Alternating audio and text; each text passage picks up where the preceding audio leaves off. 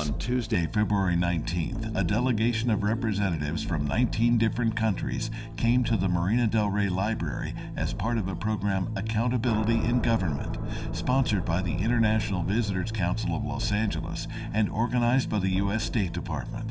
These international visitors came here to learn the role of ethics in government in the United States.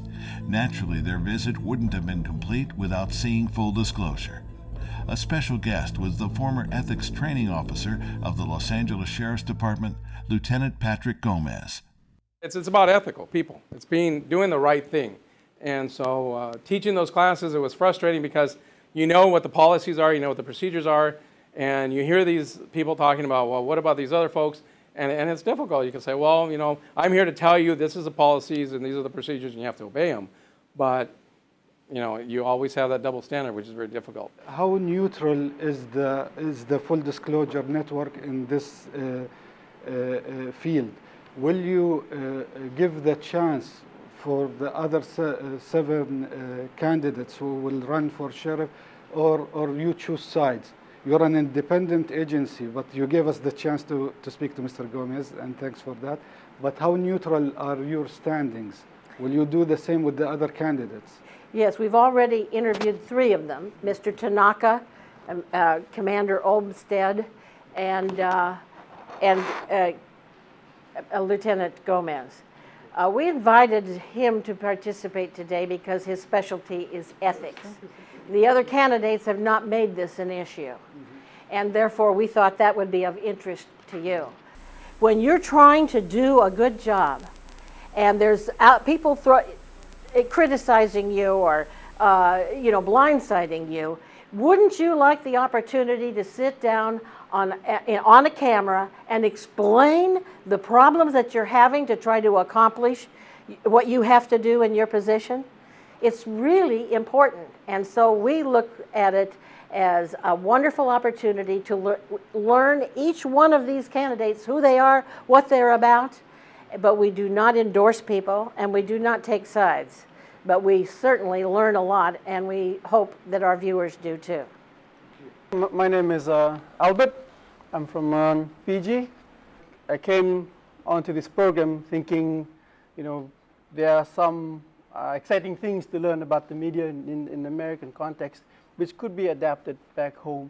But I'm beginning to find more and more that the free media in America is in fact controlled and dictated by certain sectors of American society, political, corporate, and so forth. So it's become more and more disillusioned about this free media and the role that it's playing towards good governance, transparency, and accountability. Patrick Gomez told you that a representative of the news media at a press conference came up to him and said, "You're the only one that's speaking the truth." Well, that was the best compliment that we could have ever been paid, because he hasn't got the coverage. They have been ignoring him, except for and if you look on our website, we have done a 4-part series called The Man Who Would Be Sheriff. That was the interview we did with him. We've got these other interviews that we're going to be releasing soon too. But if it weren't for what we did on our independent media on the internet and on the cable channels, they wouldn't know what he stood for and why he's running for a third time. So it's critically important that we continue to have independent media that will get the information out that no one else will talk about. And it's just really important. That's all I can say. Let me introduce myself again. My name is Teboho from Lesotho. I would like to understand clearly how a full disclosure network operates. What makes you, what distinguishes you from other media houses? Because the stories that you are, what I really want to understand is how you get to news behind the news. Because all the stories that you are telling us, that you are investigating, should be investigated by other media houses. So is it your style of investigation, or what is it that really make you unique? I'd say, first of all, the most important factor would be our independence.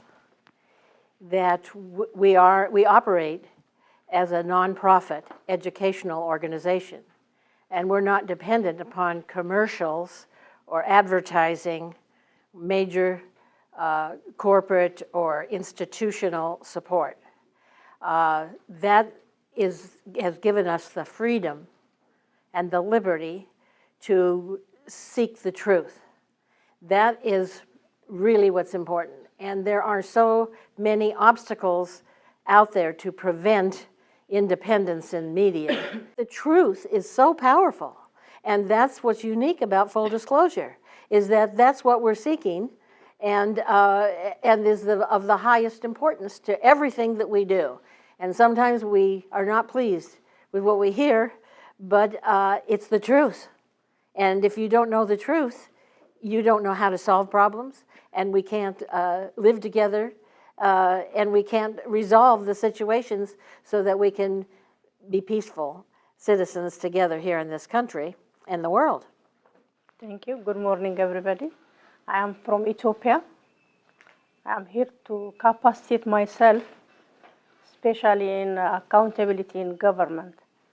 And I'm so happy to be here, especially in this section in Full Disclosure Network, because I am so impressed by the word that the news behind the news.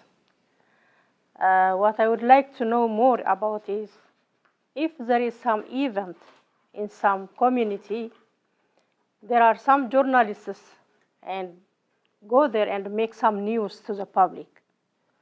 But there is also a news behind the news. So sometimes the public is confused because of different kind of news, the rosy ones and the other ones. So how do you make filter out for the public to get the reality and to get the real information about that event?